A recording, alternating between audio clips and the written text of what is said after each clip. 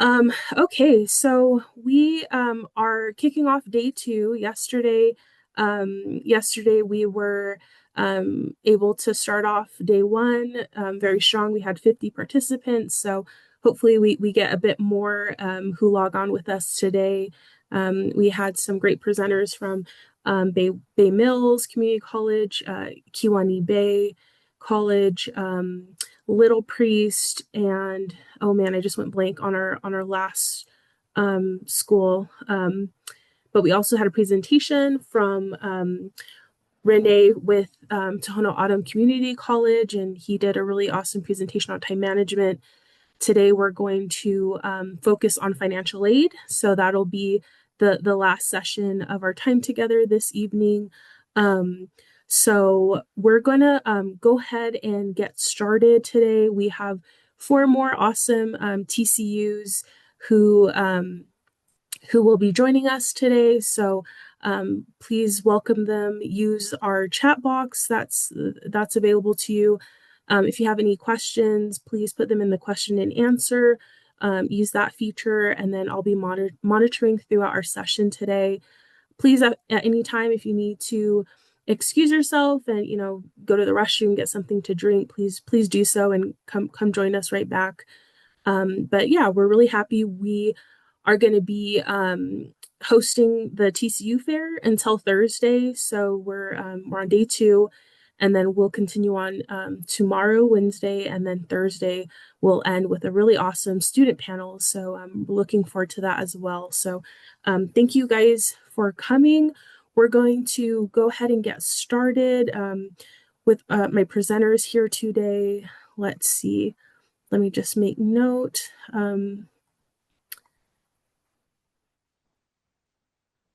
Let's see. I just want to check to see if we have one more presenter who we are expecting. Let me just make sure that they are in session. I don't see them just yet. So we're gonna go ahead and continue on. We're gonna have Salish Kootenai College present. We have some representatives there, Juan and Lindy.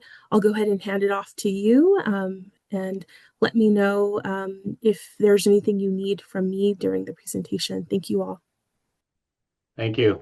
Hi, my name is Juan Perez. I'm the Director of Admissions here at Salish Kootenai College and have been in this position for 5 years and have been on campus at SKC for 30 years, with 25 of them being a full-time employee and also as a student and graduate of Salish Kootenai College. Good evening, everybody. My name is Lindy Warden. I am the Director of Early College Outreach and Recruitment here at Salish Kootenai College. I also forgot to mention that I'm an enrolled member of the Nez Perce Tribe.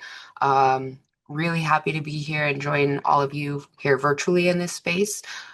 And I guess just to kind of keep it going with some activity going in the chat, if you guys all want to just drop who you are, name, high school, secondary, just to see where all of our, all the attendees are joining from tonight. And yeah, and I'm a enrolled member of the Klamath Tribe out of Oregon as well. So we'll go ahead and get started here and start talking about Salish Kootenai College and the things that we have here on our campus. So I think Lindy's going to share our PowerPoint here. So Salish Kootenai College was established in well, I guess we'll start with SKC. So the mission of Salish Kootenai College is to provide a quality post-secondary education to Native students locally and from throughout the United States. We also, are strong with the Salish, Kootenai, and Kalispel tribes. Those are the three tribes represented here. Salish, Kootenai, and Pend Oreille are the three tribes that are represented here on the Flathead Reservation. So Salish Kootenai College was founded in 1977 by the Confederate Salish and Kootenai tribes. You see in the map here, this is a map of Montana, and the star is where we're located at in Pablo, Montana, in western Montana on the Flathead Reservation. The two closest towns to us are Missoula, which is an hour south of us, and Kalispell, which is an hour north of us. So why choose Salish Kootenai College? Why choose SKC? We offer a lot of things here on campus. We have a little flyby of campus here that we're showing. This area here that you see right now is where we started building in the early 80s. We before that we offered classes throughout the reservation wherever we could beg, borrow, and steal space from. And then in the early 80s, we started building on our current campus. This is heading south, and that building to the top is our gymnasium. And we'll talk a little bit about the gym a little later, and we have some pictures to show the inside of the facility. And then we have a theater on the left-hand side right there as well, 250 seat theater to hold. We have movies, we have speakers, classes, we'll do things in there. And as we head east, we have a 9-hole golf course that's on our right-hand side. We offer golf classes. It's open to the public.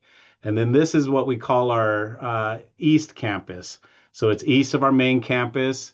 And things that you see right now on our East Campus are changing. The pond that's right there is actually has been filled in, and we'll be building various things there. We have a new classroom building that's already in being built, and then we have some more dorms. And when we talk about our housing, we'll kind of talk about our dorms that are being built as well. So this is our campus, and we sit on 137 acres for the college here. So just quick overview of SKC. We offer over 60 academic pathways ranging from workforce endorsements, which are short-term training programs, to now 3 master's degrees in education, in natural resource management, and in life sciences. This fall, our enrollment was 703 students on campus. If you're enrolled in a federally recognized tribe, our first generation descendant, you get your first year of tuition covered with our tribal tuition waiver. And we currently have no application fee. And for SKC, we're on quarters. So for our quarters, the second 2 Fridays before we start each academic quarter is our deadline. So students can apply up until 2 Fridays before we start classes. So in January, we have classes starting in January on January 6th. So 2 Fridays before that would be our deadline for winter quarter. To kind of get started at SKC, you fill out our admission application. Our admission application is done online. So if you go to skc.edu, and in the upper right-hand corner, there's a button to apply to the college. And you just from there, you follow the links to our application, and you fill it out.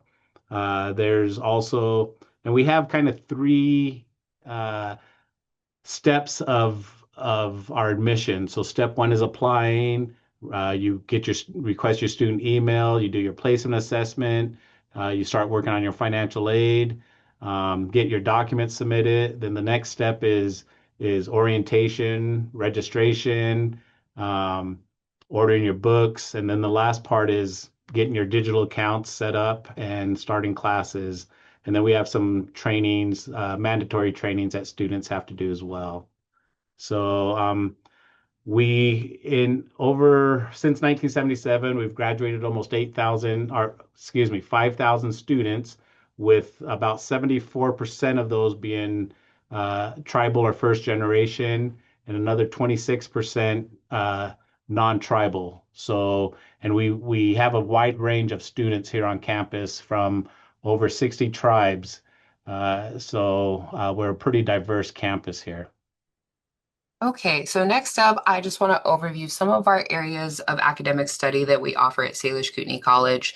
Like many TCUs, Salish Kootenai College started off as a community college mold offering mostly 2-year programs, but we've really grown beyond that, and we are now grateful to say that we offer, as Juan stated, from workforce programs that can last anywhere from 3 weeks to 10 weeks to now 3 master's programs. So just in a visual sense, I wanted to be able to lay this slide out for all of you to be able to see what we offer, whether it's certificate-based, workforce-based, 2-year associate, or 4-year bachelor's or beyond that.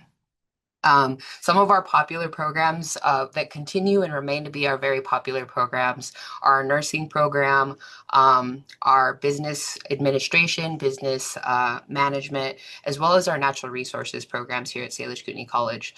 We really pride ourselves in being a hands-on program, so most of our offerings are very hands-on and mostly in person. We do offer about 25% of our courses online, but it's really dependent at a degree program, right, or specific.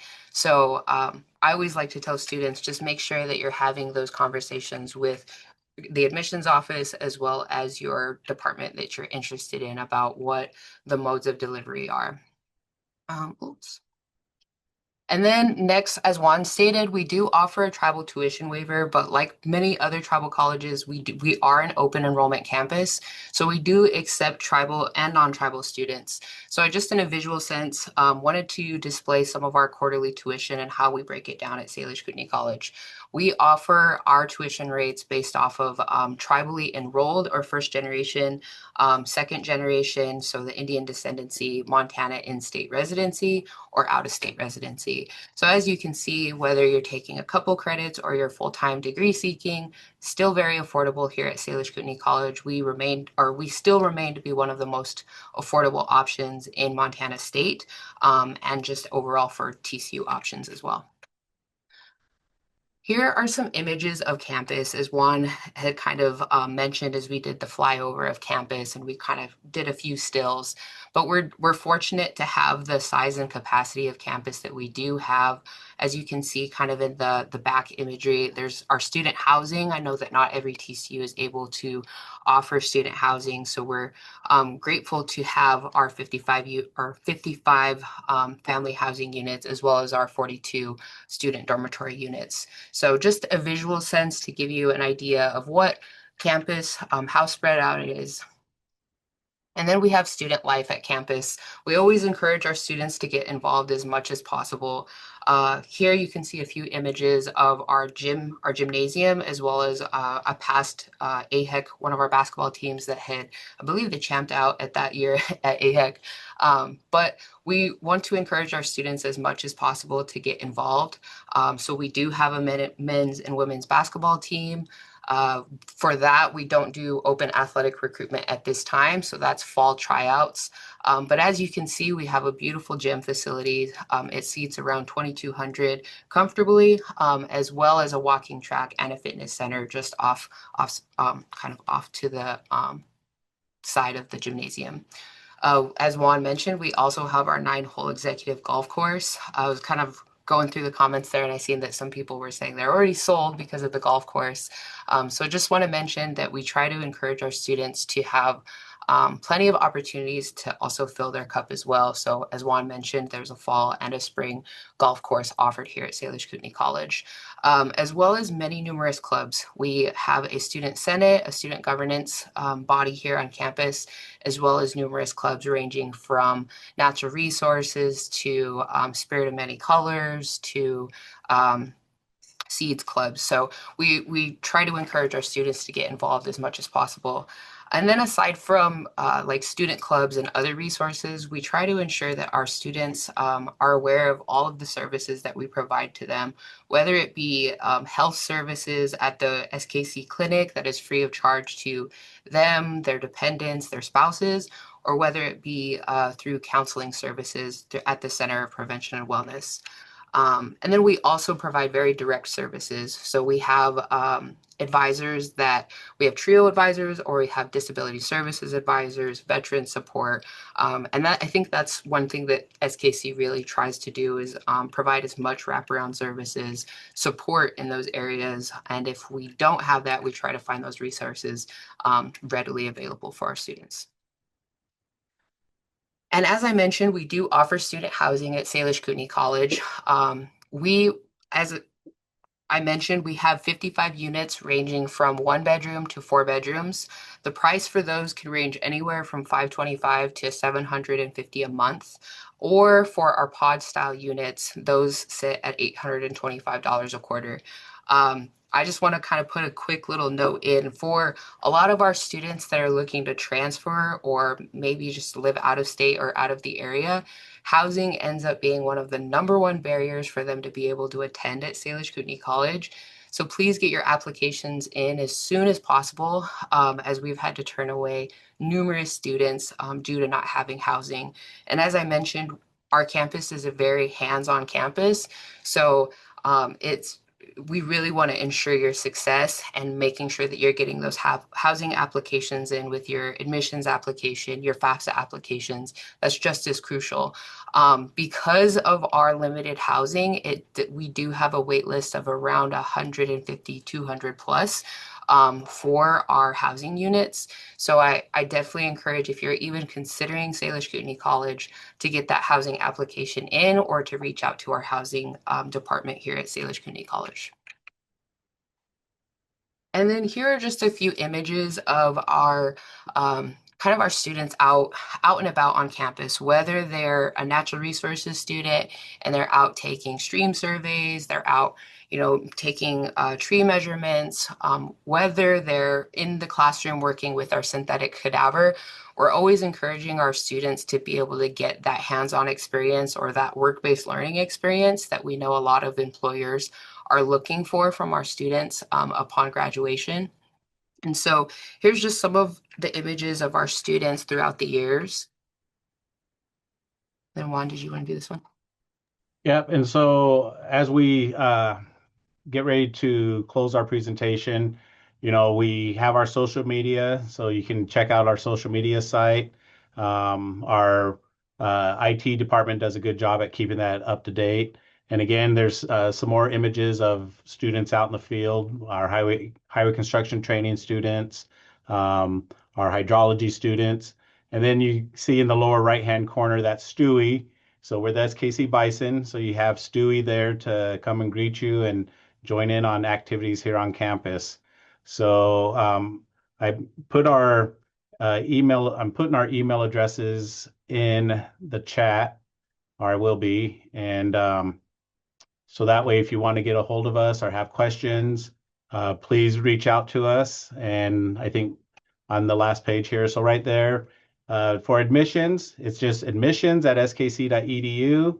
And for recruitment, and if you have more questions or want to schedule a visit, recruitment@skc.edu. And we can answer questions. If you have questions you want to throw into the chat, Lindy and I will be here as well, or you can email us directly and we can answer more of your questions. So we sure appreciate you guys' time and hopefully look forward to seeing some of you guys reach out to us. Awesome. Thank you, Juan and Lindy, for sharing more about SKC and just showing us your beautiful campus. That was really great visual.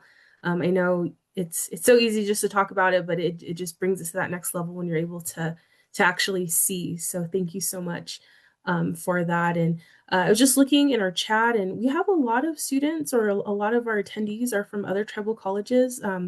We have some students who are also from SKC too that are joining us. So thank you guys for joining us today. And since you're already attending a tribal college and you're able to get connected, definitely share your experiences, share those resources with your community members, your family. If you know anyone in high school, middle school, share with them your experience. I think it's really powerful when you're able to make those connections and share your story. So thank you for that. I'm going to be putting in our chat right now our pre-survey. We really appreciate the feedback that we get from our surveys. So the survey, if you joined us yesterday and you did the survey already, you don't have to do it because it's basically the same thing. But if you are new today joining us, please complete the survey. We'll be putting out a post survey at the end of the week for everyone, and then we'll be doing a drawing for some really cool prizes from those surveys that are received. So you may have a chance to receive a cool prize. And then we will also be doing daily prizes for our attendees. So you have two chances if you do the survey, and then just for joining us today and throughout the week, you have a chance to win either a laptop, some speakers, some headphones. So we're hoping that that kind of incentivizes you to join us, but also, to hear a lot of the great information that's being shared today. So thank you for that. So our next presenter is Jay Wan from Tohono O'odham Community College. Jay, I'll go ahead and turn it over to you. Awesome. Thank you, Brittany. Skug Kootenai Usage Aning An Abjugik Jay Wan. Good evening, everyone. My name is Jay Wan. Please forgive me, I'm a little under the weather today, but I always love participating in the virtual TCU presentations with American Indian College Fund, so I could not miss it. I, again, am the recruiter at Tohono O'odham Community College, or Tohono O'odham Kukaha Mashmakut. We are a tribal college located on the Tohono O'odham Nation, and so we're fairly small. I think we've kind of started making our rounds to other outside places during the pandemic, so I'm always happy to share who we are with people. And so one thing I always like to emphasize is that we are our mission here as an accredited and land grant institution is to enhance our unique Tohono O'odham Himnog. And so Himnog means our way of life and who we are. And we want to do that by strengthening individuals, families, and communities through holistic quality higher education services. So some of these services would include research opportunities, programs that address academic life and development skills. So ultimately, we want to be that bridge for our students so that they can in turn pour into their families and then communities. So again, we're here as a tool and a resource for our students to better themselves. To go along with that, our vision here is to become the Tohono O'odham Nation's Center for Higher Education and to enhance the nation's participation in the local, state, national, and global communities. So again, we are the College of the Tohono O'odham Nation. We're pretty rural, as are many other TCUs. And again, just showing and sharing who we are with others and having our students represent who we are is really important to us, and participating and representing us is important as well. And so we at the college hold our Tashoshan, our core values, close to us, and we want to incorporate them in everything that we do. So again, our hymndog and our language and who we are is really important to us, and it's something that we strive to incorporate in our daily operations and our exchanges with students and community members. So our tuhuwachadag, our beliefs, our apadag, our well-being, our tipik and our iwunta are really, really important to us because, again, those are who we believe O'odham are at our core. So now that you kind of got an idea of who Tohono O'odham Community College is and what we're striving to do, as you have heard if you've been attending the sessions, how many great opportunities are out there and pathways to higher education. There's a lot to consider. Some of the main selling points for us are that we do provide a tuition waiver for all Native Americans who provide proof of tribal enrollment in a federally recognized tribe in the US. So this again is available to all Natives who can provide proof of tribal enrollment. And so, for example, that'd be your tribal ID card or your certificate of Indian blood. If you submit your certificate of Indian blood, you'll also need a state ID. It's really important that the proof of enrollment has your enrollment number on it. And that's basically all you have to do to be eligible for the tuition waiver. we do understand that not all students meet the requirements of membership for their tribe. So we do have affordable tuition rates as well for those who are non-native or maybe not enrolled in their tribe. And the tuition rate is $36 per credit hour. We also offer several ways for our students to attend. So again, we are located on the Tohono Nation. If you're not aware, that's in southern Arizona. We are really close to the border. So our reservation kisses the US-Mexico border. Our campuses are in cells. So it's about 2 hours south of Phoenix and about an hour or 40 minutes from southwest from Tucson. So again, we have students who are attending in person, virtually, and online. We have students from all over the country. It's just really important to remember that because we're located in southern Arizona, we operate on our local time. So one cool thing about Arizona is we do not observe daylight savings time. So our time never changes, but that can be a little tricky for those who are out of state or in different time zones. So that's also something to keep in mind. Another thing about our college is we do adhere to the Arizona General Education curriculum. So we are in agreement with all of the public state Arizona universities, in Arizona, that if you complete any of our programs with a 2.5 GPA or higher, you're guaranteed admissions into their colleges. So again, we really want to strengthen that partnership with our state universities so that students can continue on with their degrees after finishing with us. So in an effort to do that, we do really value our transition support, and we strive to make that transition from Tohono Community College to your next university or institution easy for you. So we have staff who help you find those resources and create those relationships with your future institutions so that you feel comfortable and you feel welcome going on to your next step. So again, we have great partnerships with the public Arizona universities along with IAIA.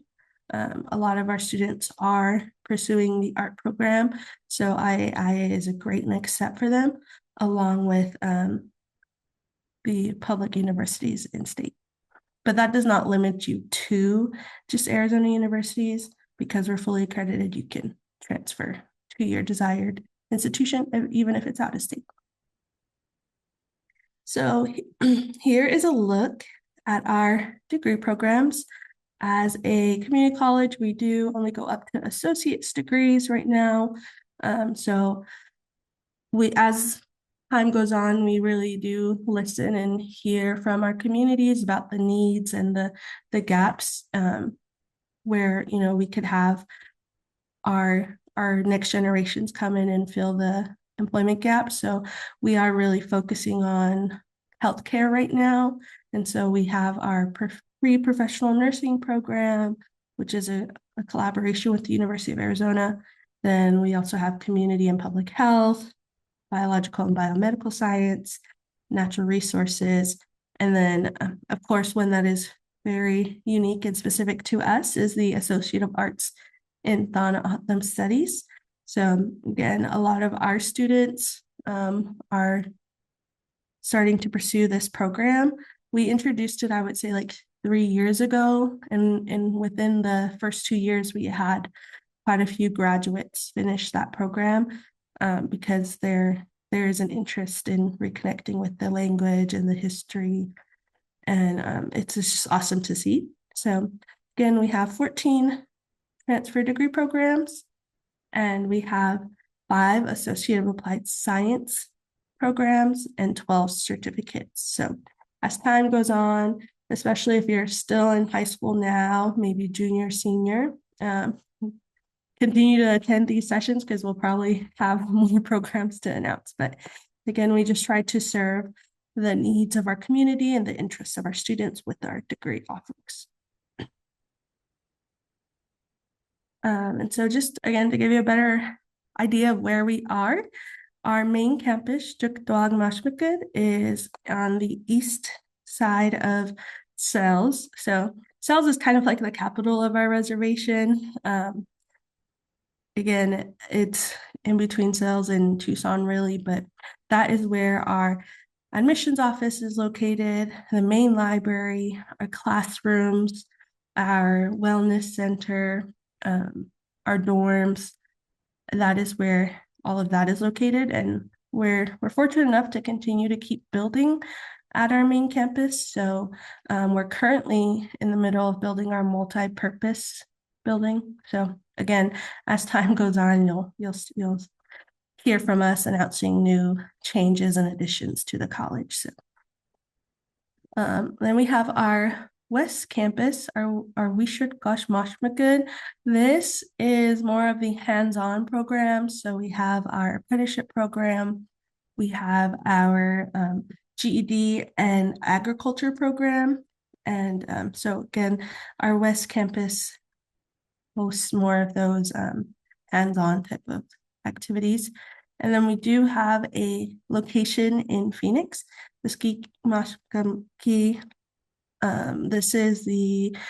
It's in the same lot as Native Health and the Phoenix Indian Center. So it's a great location, and there are many services and resources available. So if you're in the Phoenix area, this is a great place to stop by, get some assistance. We have computers set up, and then a limited offering of in-person classes. But again, it is a site available for our students in the Phoenix area.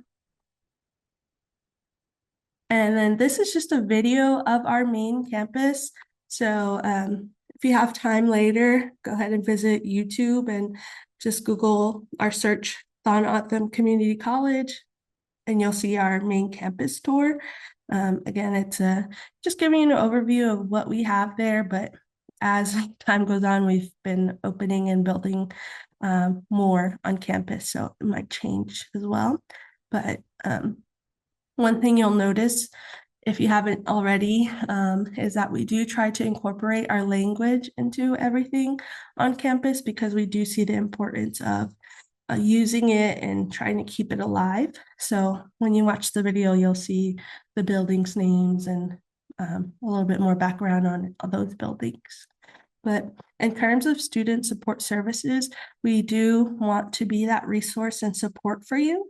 So we have services like transition support, like I mentioned before, helping you get to your next step. We also offer career transition support as well. So as you saw, we have Associate of Applied Science degrees. If you wanted to go into the workforce after completing and you needed help with your resume, interview, finding those opportunities and internships, we have an advisor who is there to provide that support for you. We also have tutoring.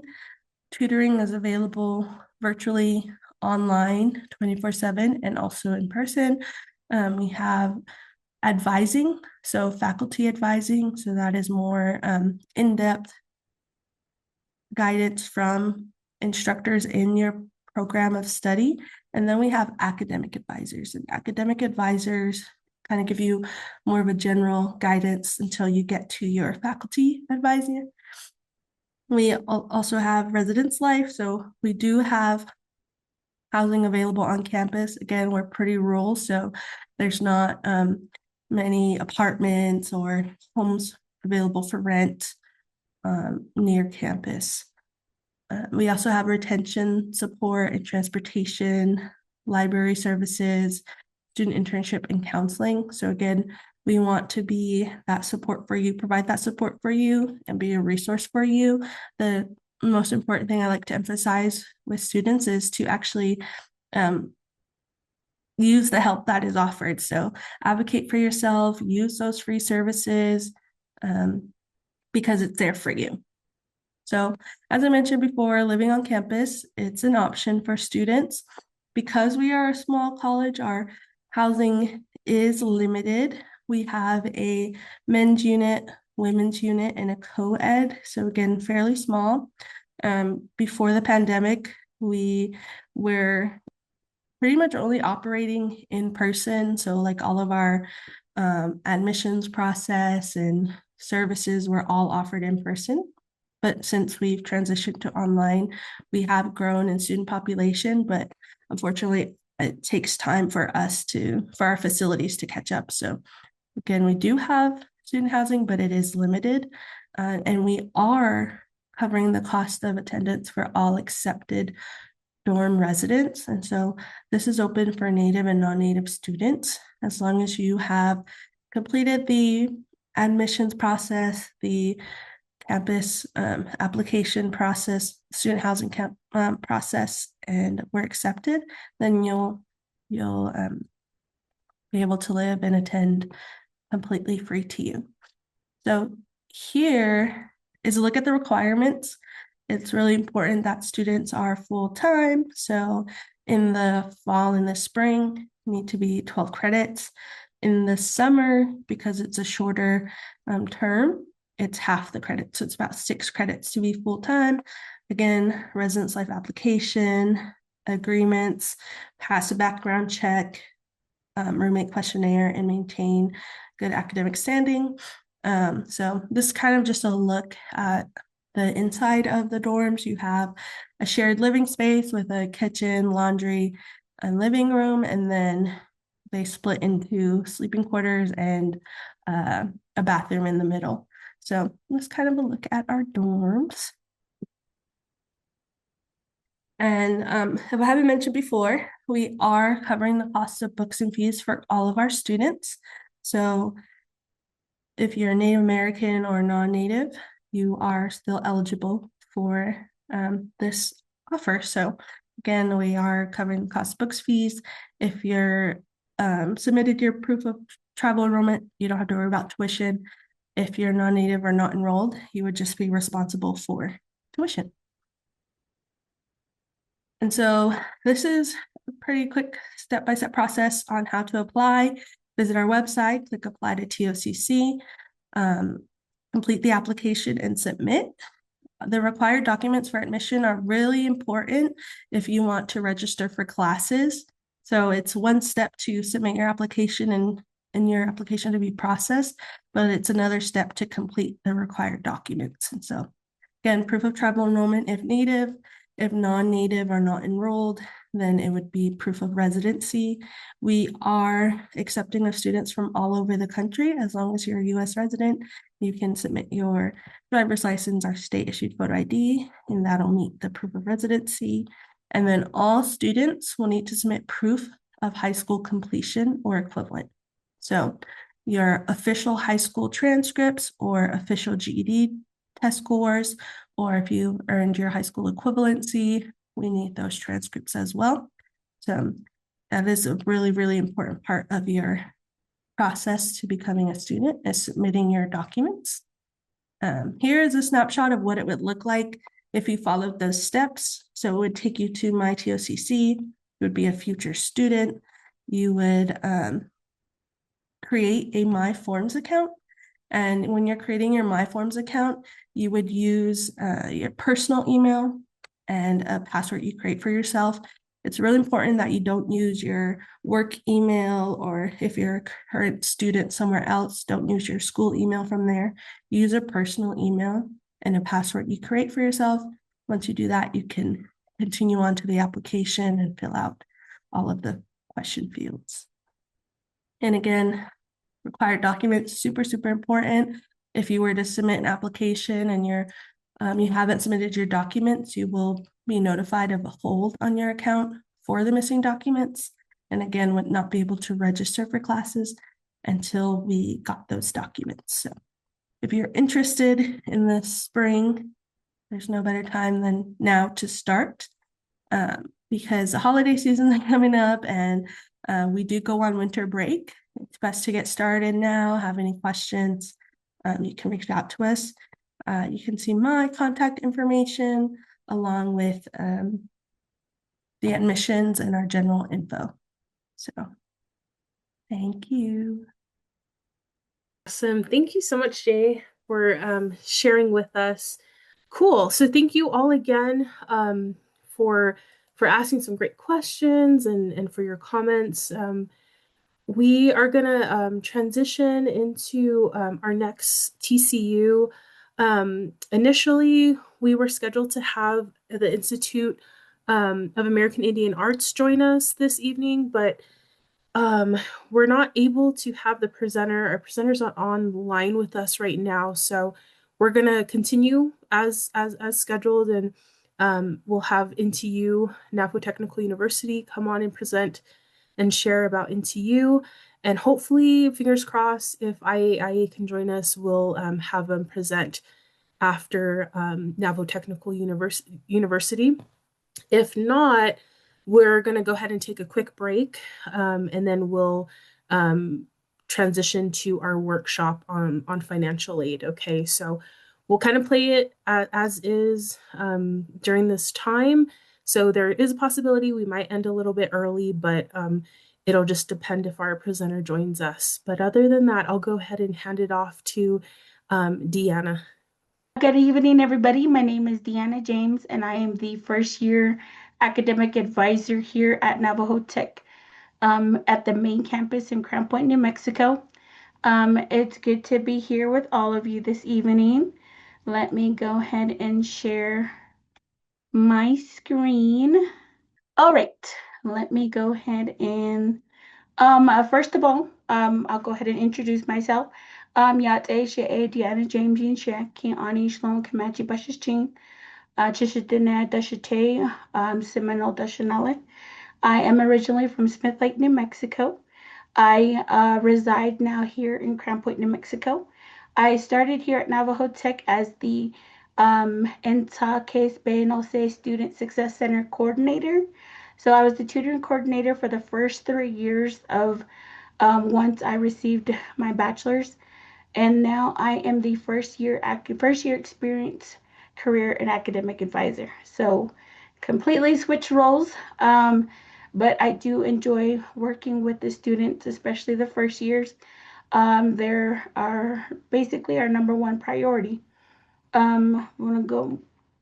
I'm currently working on my master's in strategic management and organizational leadership with Liberty University. So that's been going pretty good and tough, but it's a workload when you're a full-time student and also a full-time employee. So let's go ahead and go to the next slide. So the mission here at Navajo Tech, we honor the Diné culture language. And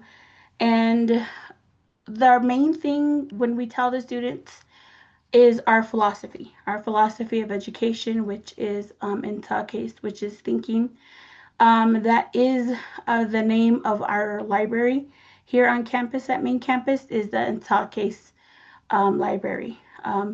Nata, the planning of it. Ina, the implementing, and then the Sihasin, which is the reflection. So what we do is we try to let students know that when they are coming and attending Navajo Tech, that's what we go by, is the Diné philosophy of education. And we are also a 1994 land grant institution and accredited by the Higher Learning Commission. So we have 4 additional sites. Crown Point being our main campus, we have 725. Chinle being the next biggest campus, Chinle, Arizona, we currently have 309 students. The next one would be our Zuni campus, which is 41. And then our Kirtland site, which is with Bond Wilson, which is 34. And then our Tisnos, Arizona, which is 21. Our online students, we have 81. And then we do have dual credit students that we do have. With New Mexico, we have 475. And with Arizona, we have 90. So just wide variety of different high schools. We did have about 5 or 6 new Arizona high schools join us this semester, and along with about 5 or 6 from New Mexico. So that's where we sit at now. And majority of our students that we have here on main campus, we do advise with our advising team. There's only the three of us. So I being the first year academic advisor, and then we've got Kyle, Kyle Arbizo being the actual academic advisor, and then we have Kim Peshagai, who is our academic counselor. So we all coordinate with one another, but we take care of everybody on this list except for dual credit. So if you can compare that ratio, that's just a huge big one-on-one, which I mean, a lot of TCUs are only one-man teams in the different areas, but we do our best to make sure that we stay on task with our students, make sure that they're going in the right direction, and especially with first year. You know, those that are first coming straight out of high school are our main key ones that we want to stay in touch with. So if you take a look at our full-time tuition per semester, we are at 12 to 15 credit hours. We are at 924. We do have an activity, a library fee, a technology fee, and an athletic fee. Activity fee is basically, just to break it down, what we do is we do have different activities here on campus with our student activities coordinator. He does luncheons, he provides movie nights, he provides trips for students, whether it be Top Golf, whether it be to the movies, whether it be to cliffs, whether it be river rafting in the summer, hiking. A lot of the students like to go to Top Golf. I figured that would be something that they love to do, and also to urban air. I'm not sure, the trampoline places. That would be another big one. So that's where that activity fee comes from. So we transport the students. We provide lunch, we provide snacks, we provide meals, dinner, and then we also provide the um, like if we take them to the movies, we provide the movie ticket, we provide the popcorn. But if they want anything additional, like if we stop at a convenience store or something, that will come out of their pocket. But that's just majority of what the activity fee is. Library fee would be the usage, computer usage, printer usage, anything like that. Technology fee, Wi-Fi, and we try to during the pandemic we did receive a lot of the mobile hotspots and computers, so we were able to loan those out to the students during that time. And then athletic fee is for our wellness center and for our weight room. So anything that has to do with the equipment in the weight room, students, staff, faculty are able to use that. When the weight room and wellness center is open, they're able to utilize that. And we do have, of course, the online course fee, program fee. Our efficiency apartments range from about $1,300 per semester. That is in our efficiency department 1 and 2, which is male and female. We also have student family housing. That's about $500 a month for fall, spring, summer. So that's about $2,500. They are 2-bedroom apartments. They do come with washer, dryer, heat, cool, stove, fridge, but everything else is supplied by the students, you know, that come in and live in with their families. Our average meal plan is about $15 per meal, but with a meal plan, it drops it by like $3 just because of the cost of food, how the cost of food is going up. That's how they average it off. And we do have childcare. So those that are non-CIB is going to be $154 per credit hour. With the CIB is going to be $77 per credit hour. So it's the same fees, same online course fees. It's just if it's CIB or non-CIB. We are a diverse campus. We do have students who have came from the Virgin Islands, from the United Kingdom, from Africa, from Nigeria. We do have staff as well who are from the international areas as well. So we do have faculty who do teach classes. So we're a diverse open campus. The one, our vocational and technical certificates, main one would be administrative office. Our key one, our new one, is going to be CDL and heavy equipment. So with the CDL and heavy equipment, that's another major one, is the instructors are they have 2 sessions. So 8 weeks for a CDL for one session, and then another session, and then in the spring they do the heavy equipment with 2 sessions as well. So students are able to get that done. The next big one would be our nursing, our pre-nursing, our RN, all that would be the next one. And then the next one after that is going to be welding.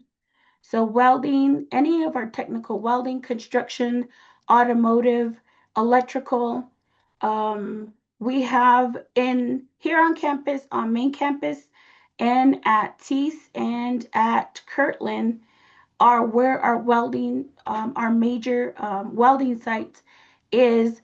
Our females outweigh our males. So we have the instructors like to work a lot more closely with the females and push them out rather than the males. So we have students who have gone to Alabama, who have gone to the East Coast to get that job, um, that the feel of the job and what it is to work out there. And what they've done is they've come back and they wanted to instruct their peers. So they've become instructors. They've become adjunct instructors. And so that's how our welding program is so dedicated to their students. And that's one of the main ones as far as certificate. You can see in the first picture is going to be construction technology. Everything is all hands-on. Same way with culinary. Our culinary is all hands-on as well. With culinary, with construction, what their final is they have to build a little hogan. Either that or they go out into the field, and those uh, are in the surrounding communities. If any of the elders need a shack built, or if they need a outhouse built, anything like that, or if they need some little structure built, that's what their final is. So they go out to the surrounding communities, they help our elders. And then with culinary, everybody is um, all hands on. You have to cook a 3-course meal. So they get you to invite people to come and see your displays and everything that you do. So that's all hands on. Everything is all hands on with our certificates. And then the same thing with automotive. They have the uniforms. Everybody's got their uniforms. Everybody's got their safety gear. And so it's just all hands on. When it comes to our associate degrees, the ones that are located in Black, majority of them are online. Accounting is online. Um, let's see, IT, law advocate, public administration, counseling. With counseling, we do have substance abuse, and then we also have suicide prevention. So those go under the Counseling Associates of Arts. Then our next one is early childhood. So those ones are the main ones there in our associate degrees. And again, you can see our GIT, graphic information technology. Our students go out and they survey. With our when it came time for the pandemic, we know that everybody didn't like to use the whole cotton swab up the nose and whatnot. So what our biology students did was they came up with saliva testing. So instead of us going to having to wait at IHS to get tested, they did the saliva testing here in our wet lab. So that was one major thing that they did learn and they did help us in a lot was it was easier, a lot easier to do the saliva testing. And then again, our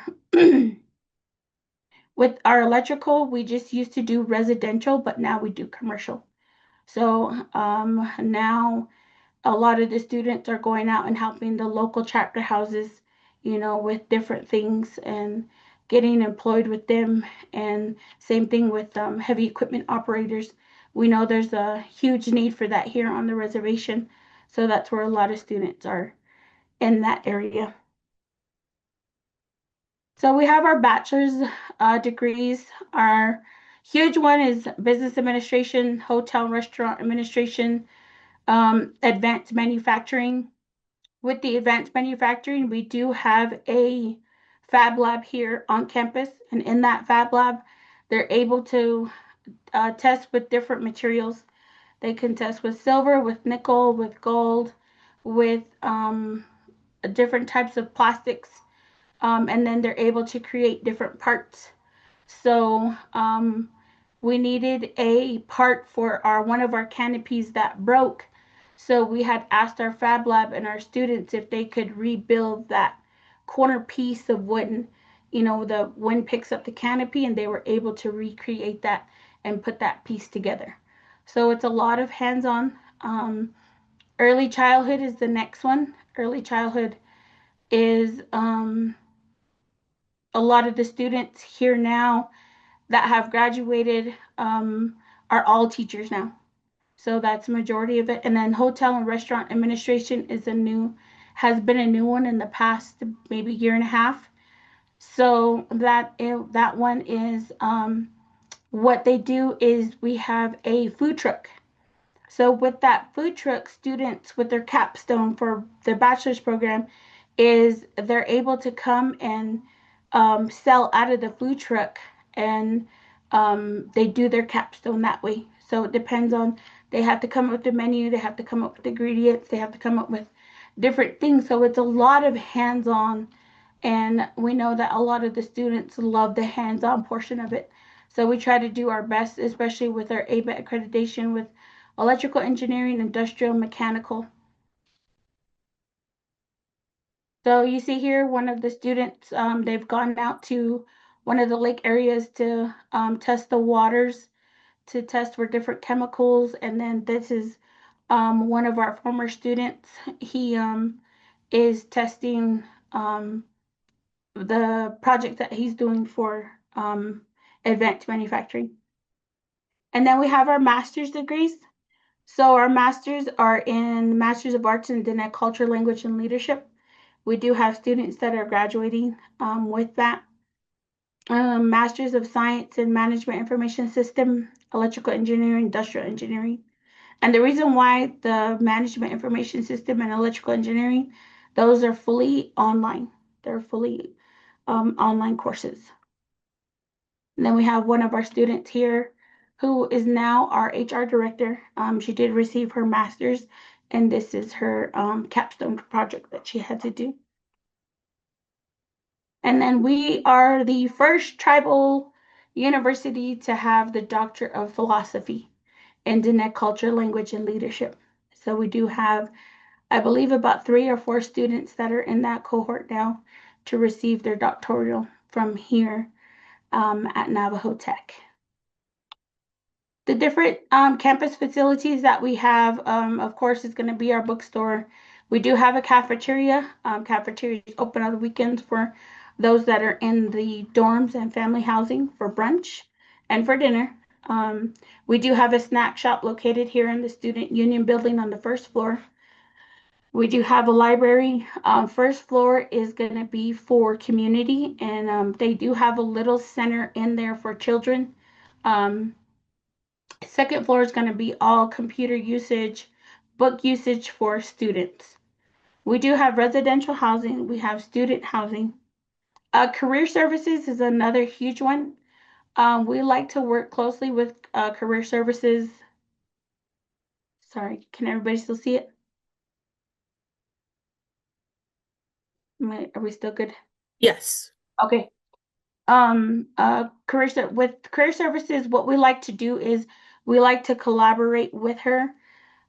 Just because sometimes those first year students that come in, they're kind of iffy on what they want to do. Majority of them are like, well, my dad wants me to do welding. I'm like, okay, your dad wants you to do welding, yes, but What do you want to do? So what our career services coordinator, Shauna Begay, what she does is she has them take a personality test.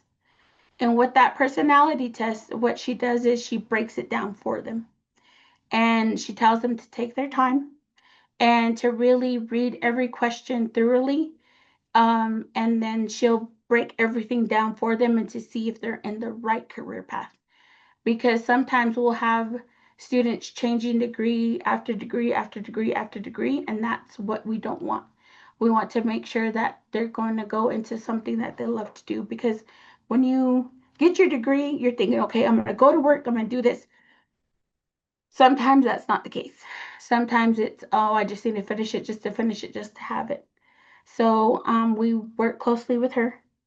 And then we also have substance abuse and counseling referral services with our coordinator, Cheryl Ateen. And she does have little posters here on campus if students need help with shelter, if they need help with food, if they need help with any prevention. There are different QR codes that she has hung up around campus. So that's another thing.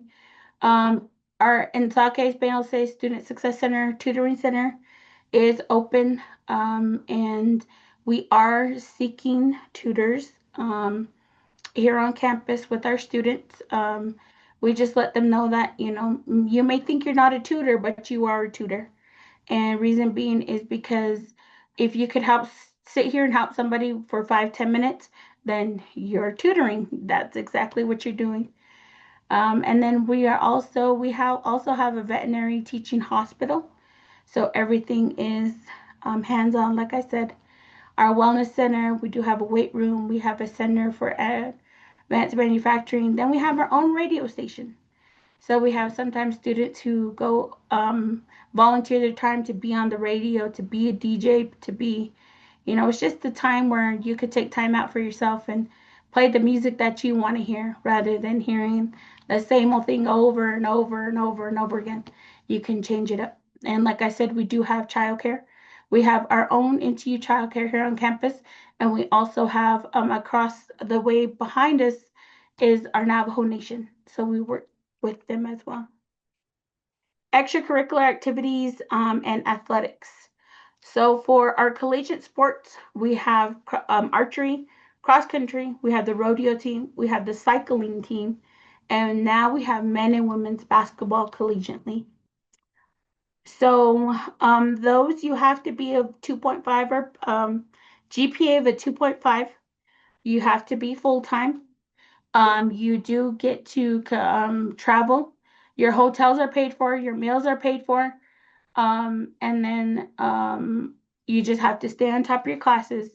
Your class clearance forms have to be signed by all instructors, has to be signed by the dean. No disciplinary actions whatsoever. And so that is the collegiate team. Archery has competed in Virginia.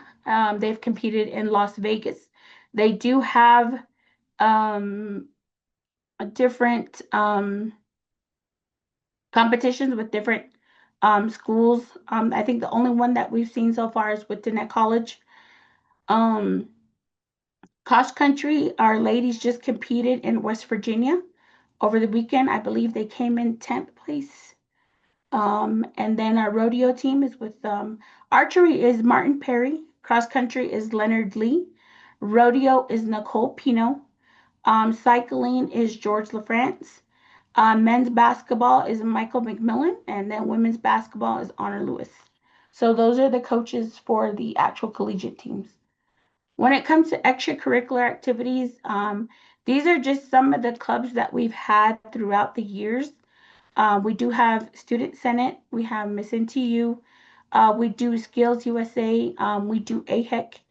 ABLE is another new one. We work closely with Studio G, which is if you want to become an entrepreneur, then that Studio G helps you through it in building your business plan, up to building your website, up to actually getting you on your feet and moving forward. So that's what we have is our incubator in Church Rock, New Mexico, where you could get all that started. We do ACES as well, and those are some of the clubs that students have come up with that we've had through the past years. But we do compete in skills every year. We compete in AHEC every year, and we also compete in ABLE every year. So those are the national conferences. These are just some of the pictures. We have Miss NTU. We have our AHEC volleyball team, our rodeo team. We have our ABLE. We have our archery, and then our cross country. Future students, we do have dual credit programs, first year experience, and then we do have a program, elite program that hopefully will get started back up in the summer, which is basically getting a college readiness series and then a grad ready, how to pay for college, money management, real world finance, learning life skills for success. And these are our graduates. In the top left corner is in the red is going to be the certificates. And the black is going to be with the red soles is going to be our associates. Our bachelors are the white gowns, and then our masters are the black with the blue soul graduation stoles. And if you guys need more information, so we have a new student or a new recruiter. His name is Michael McMillan. He is the basketball coach. But you can, if you want more information, you can contact him at that number, or you can visit our website at navotech.edu. If you need any information, if you just want a brochure, if you just want an application, if you just want anything like that, just feel free to email us at admissions@navajotech.edu and we'll get all the information to you. Our social media for Facebook and Instagram are there too. And we recently just started doing TikTok. So hopefully our marketing team does a little bit better on that end. But other than that, if you guys have any questions, I'll go ahead and put my information in the chat. If you guys ever want more information or anything like that, just let me know and then I will send it over to you. And thank you for giving me your time. So thank you so much, Deanna, for sharing all that's going on at NTU. You guys have a really great media team. I enjoy watching the videos that are posted just of, I don't know, things that are going on campus. So yeah, definitely worth it to check out their social media. So thank you. Well, I have to just share that we won't be able to hear from Institute of American Indian Arts this evening. We will see if we can post some information later on this week about IAI if you are interested, or if that was a school that you were hoping to get more information on. We'll be sure to post their information. Yeah, we'll come back at 6:20. We'll see you in a little bit. We have a 440 acre campus located in Santa Fe, New Mexico, and we represent one of 37 tribal colleges in the U.S. We are one of 4-year degree fine arts institutions in the nation that is devoted to contemporary Native arts and Alaskan Native and Canadian First Nations arts. And the great thing about IAIA and the small campus that we have is that we have a 9-to-1 student-teacher ratio. So a lot of our students get a lot of individualized instruction.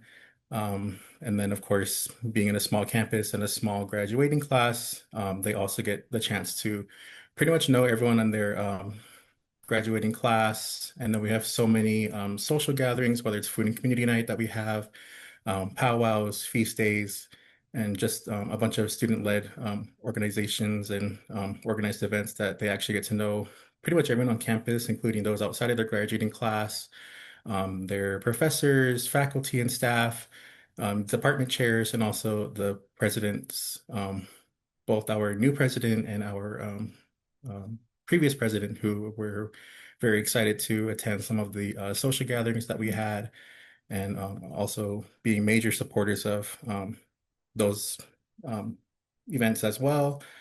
And of course, we are accredited by the Higher Learning Commission. Just real quick, we also do have this really cool pamphlets that describe a bunch of things about student life that we do, whether it's clubs, sports teams, even. I believe the previous presenter was talking about AHEC, which is something that we are excited to do every single year. Um, and then I believe last year we did take about 25 awards. So we're very competitive, and a lot of our students are really excited to participate in AHEC every single year. Um, I just wanted to walk you guys through the programs that we have to offer. So we do offer associate's and bachelor's degrees in creative writing, Indigenous liberal studies, cinematic arts and tech, um, performing arts, studio arts, and also museum studies. And we did just launch two new degree programs right before our previous president, Dr. Martin, retired in computer science and Native American art history.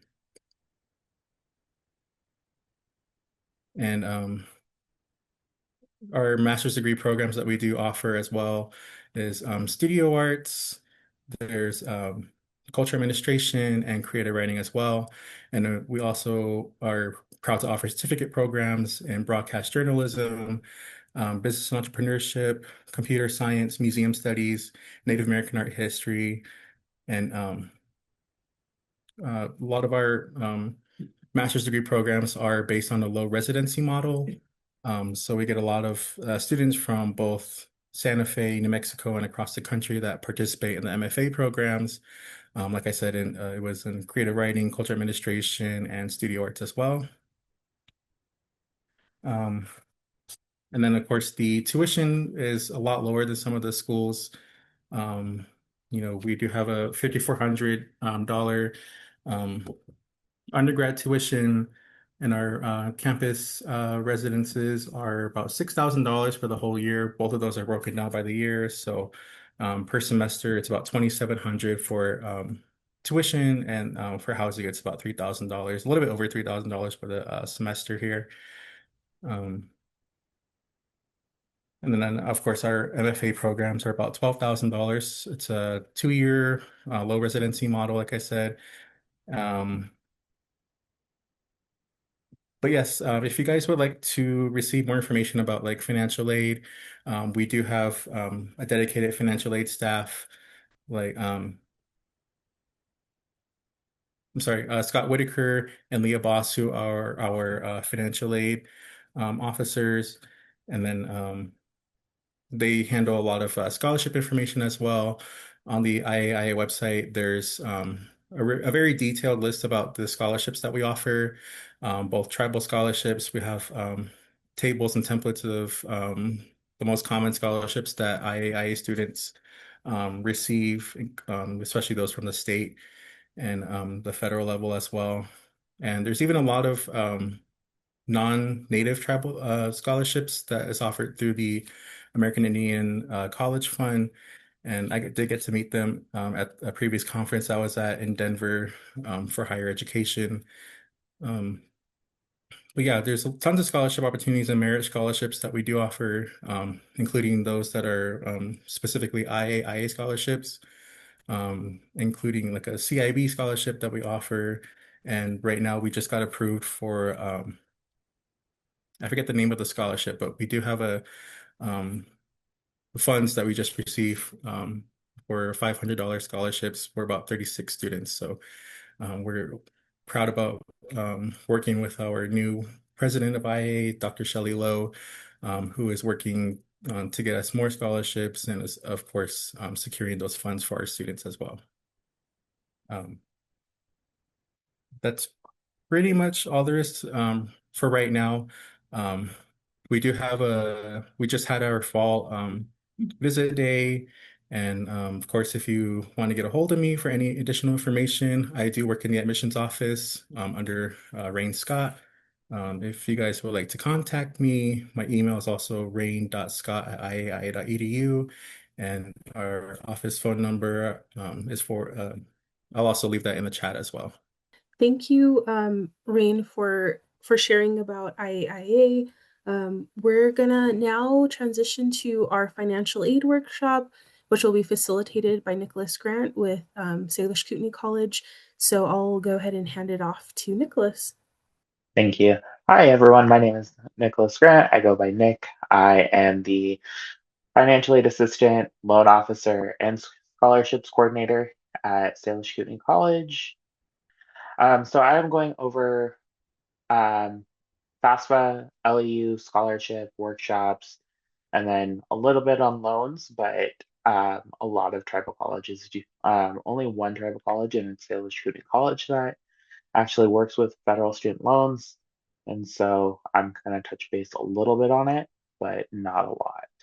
Um, like I said, I'm financial aid assistant, loan officer scholarships.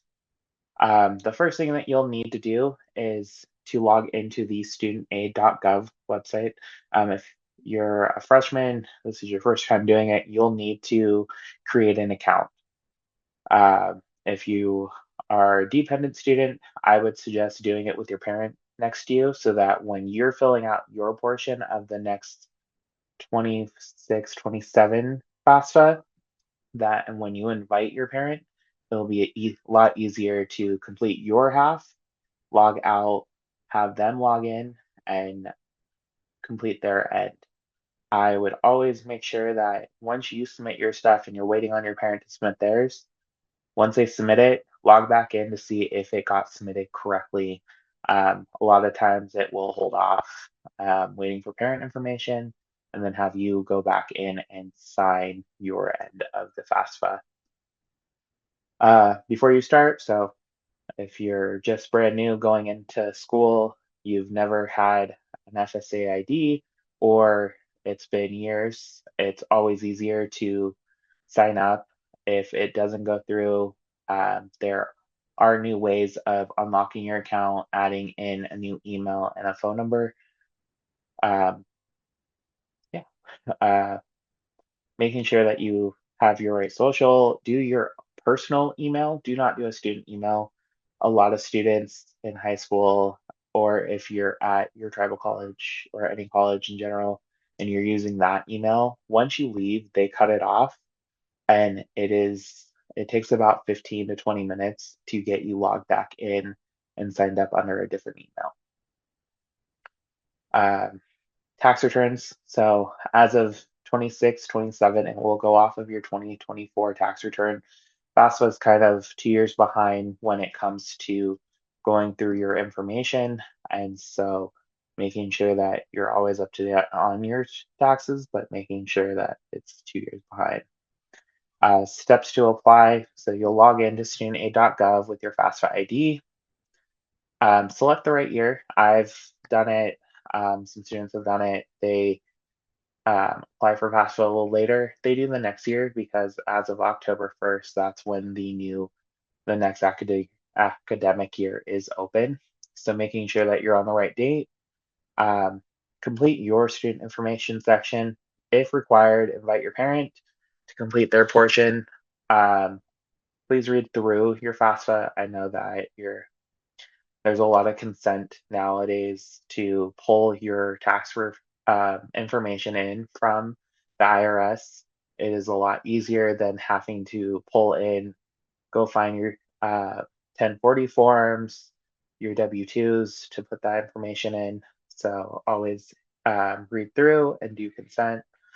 Add up to the 20. You can add up to 20 schools to receive your FAFSA. You can search them by name and state, or you can enter in their specific code. Review and submit if everything is correct.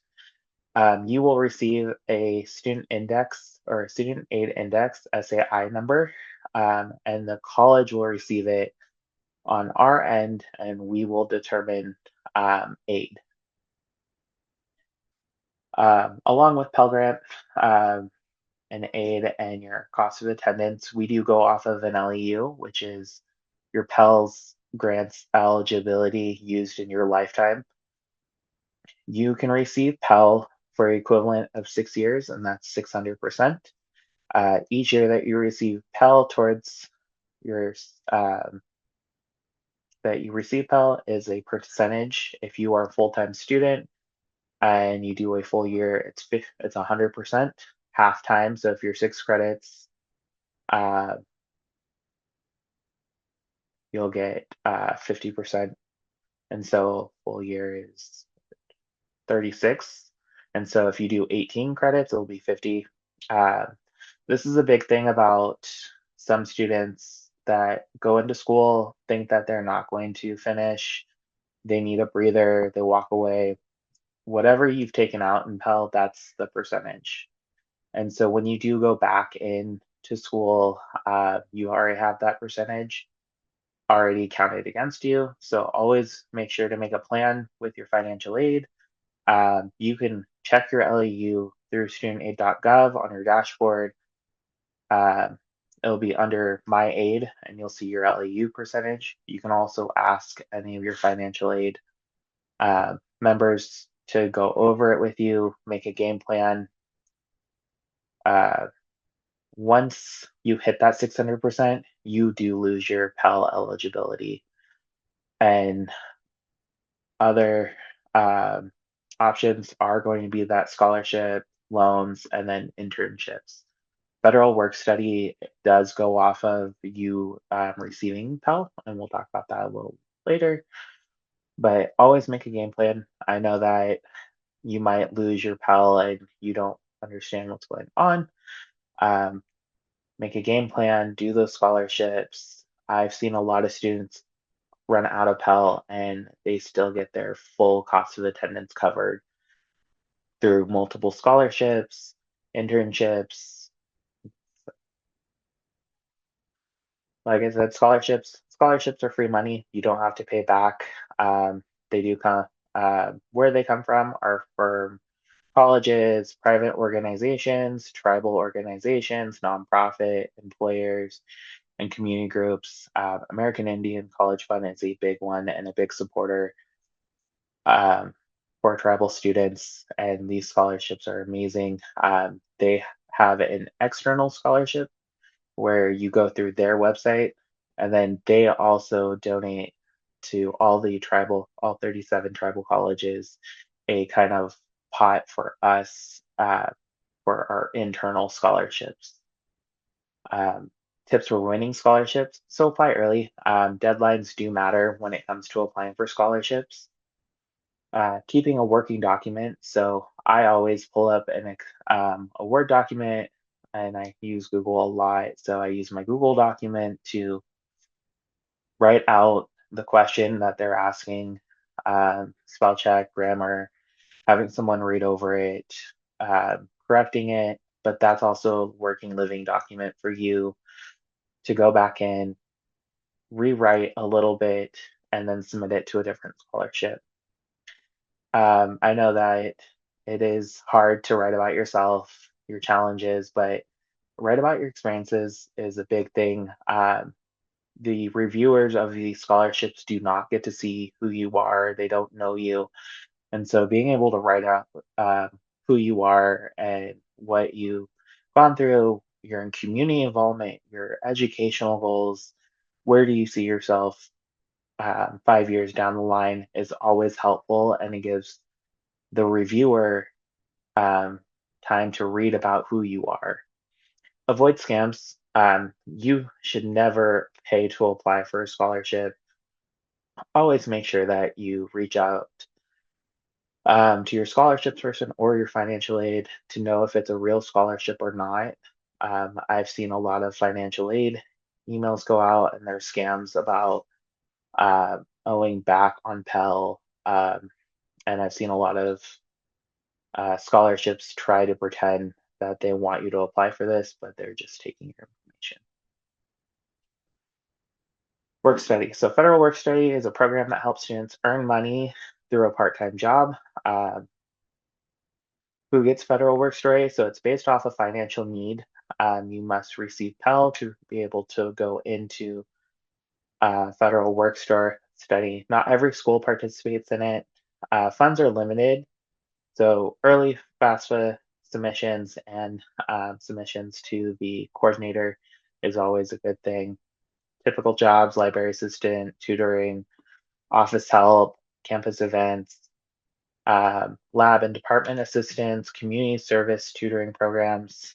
Um, it's a great way to go into your major and get those real world experiences. It's great on resumes.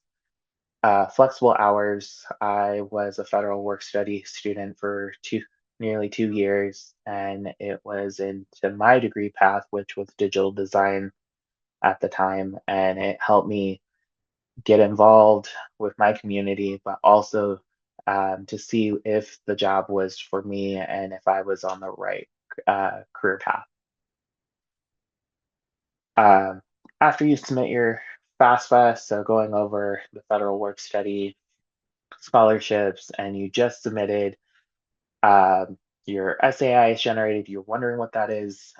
So when your SAI generates, it's automatically gonna put -15. That's not always gonna be the case. It does have to take time to go through your tax return, and so it won't be a true SAI number until after we receive it in the springtime.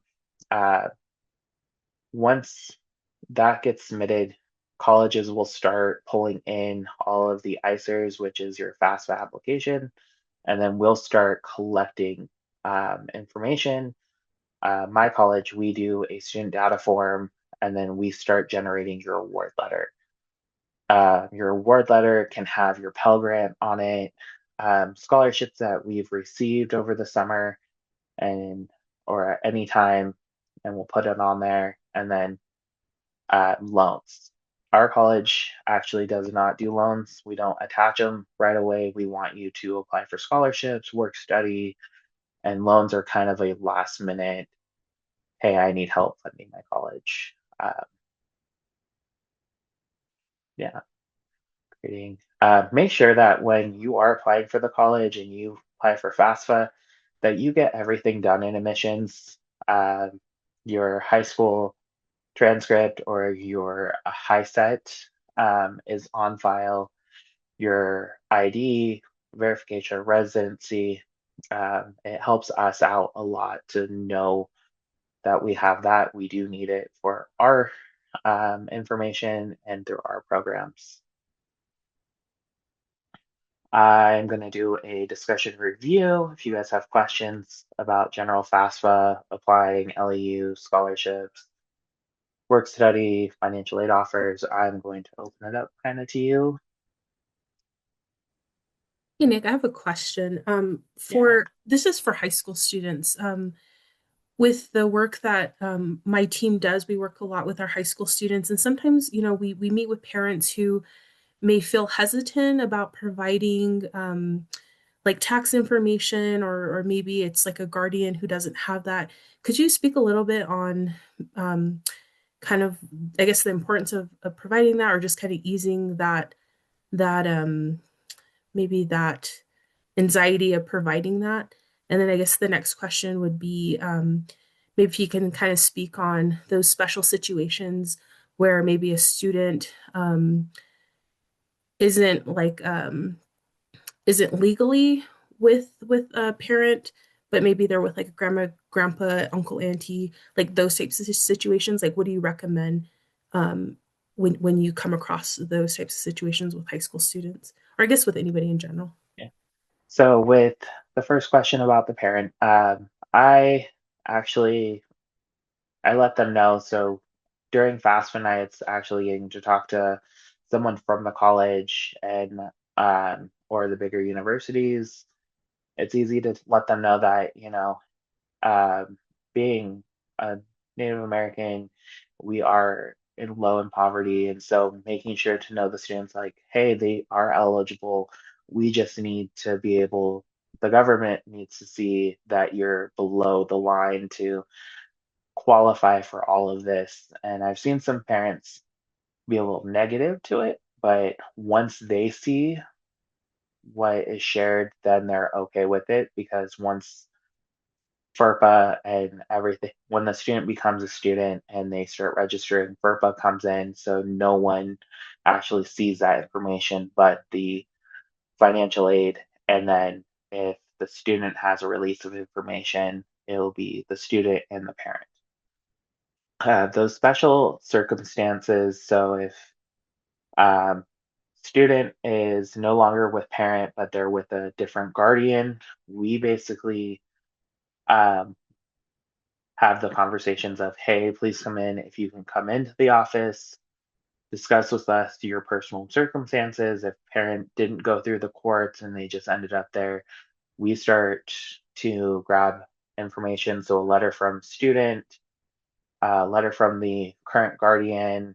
Um, we hope that the school counselor has some knowledge of it and can write on it, because those three will automatically put them into independent status. Awesome. Thank you for that. We did have a question in our Q&A. So the question is, what type of grant, scholarship, etc., would it be best to look for if we're looking for financial assistance for bills? I'm 27. That's a really hard one. I would say all types of, I would continue applying for scholarships, check out, depending on where you're sitting at. So as I'm a full-time student and I'm working full-time, it is hard. Even when I was in my associate's degrees, I still worked part-time uh, with a job that understood my schooling and worked around it, and then going into working as an intern in the federal work study. I would reach out to your scholarships person to help you find scholarships that fit your need, and continue to apply for them, and then finding a part-time job kind of is another way. I kind of also want to, okay, we have another question before I ask mine. So, would you go through a similar process with collecting letters and such for students who are living with one parent and have no contact with the other parent, but there is no custody order?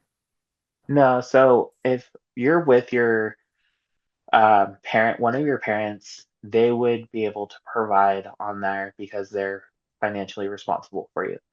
Until the age of 24, the Department of Ed sees you as still a child because of healthcare reasons, and it's definitely a bad policy to have, and I want them to update it because a lot of students end up leaving home and having their own income, their own tax return. But basically, you would just have your parent that you're living with put their information in, um, and that will be head of household.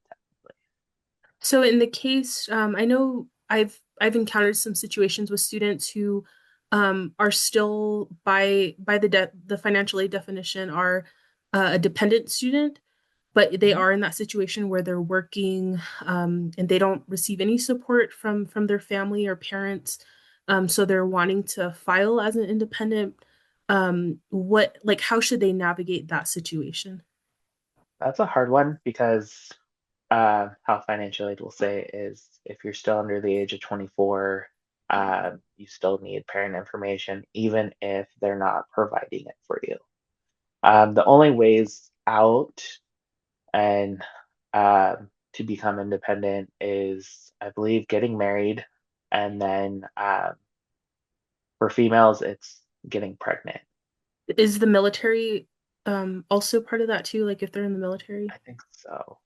Okay. I haven't really dealt with the military one, Oh, okay. Yeah. so Okay, we have a comment about emancipation for foster care youth. I think that's one of the mhm. also another component Yep, for that's another and first one. independent. So I I know that they don't have emancipation on the FAFSA. If you put homeless and then you bring the documents, if you're emancipated, please bring your documents into your financial aid office. They do need it. You will go into kind of a all your financial aid will be put on a hold until we collect all that documentation. We take it up to the director who will uh, ultimately make the decision of putting you as independent. A lot of the homeless youth, emancipation, if you have no contact with your parents, that's where we'll need all that documentation in. Nick, could you also maybe speak on like the importance of getting the FAFSA done early versus waiting to complete it? So one of the biggest reasons to finish FAFSA early is to get your unmet need from the college. And that ultimately will help you apply for scholarships, receiving aid, and being ahead of the game in that conversation. We start pulling in our FAFSA in spring quarter, and getting that done, getting your financial aid done, having your classes already registered, it gives you peace of mind during summer to just blow off and not do anything and not having that worry of, hey, it's becoming September. I haven't applied for this, I haven't applied for that. Um, some oh, some tribal colleges are a little relaxed on deadlines. Bigger universities, if you do transfer out, so say you did 2 years at SKC, Little Bighorn, uh, Blackfeet Community College, you do your 2 years and then you go ahead and say, hey, I'm going to finish my bachelor's at a bigger university. They have deadlines to, I think U of M has it for December 1st, which is scary as it can be. But they have priority deadlines, making it you'll get your full financial aid if you do qualify for it. They also are a bigger universities have deadlines because of the amount of students and the kind of less attention to the one-on-one basis as a tribal college is capable of and being able to sit down, talk about your financial aid, get your needs analysis. Bigger universities do take about a week or two to get back, and sometimes you get put in verification of it's V1, V4, and V5. V1 is just a little kind of educational journey of like maybe you've jumped colleges trying to find the right one for yourself. And then V4 is more of that tax return. There may have been discrepancy or something that had dinged it. And then 5 is the big aggravated where we need everything. And we do discuss it as as smaller colleges, you're able to meet one on one, get all the information, have them do the verification. Bigger colleges will just request it and then won't get back to you. And sometimes deadlines overlaps and you do not get your funding for that semester. That was a lot of great info, though, Nick. Thank you so much for breaking that down for us. I know it can be complex sometimes, but you just need that extra that extra navigation and support in this. So thank you so much for your time and being with us this evening. With that, we're gonna end right on time, which is great. Just checked our chat box, a lot of thank yous. So again, thank you so much for all your questions and for just being here this evening and learning more about these great academic opportunities through our tribal colleges and universities.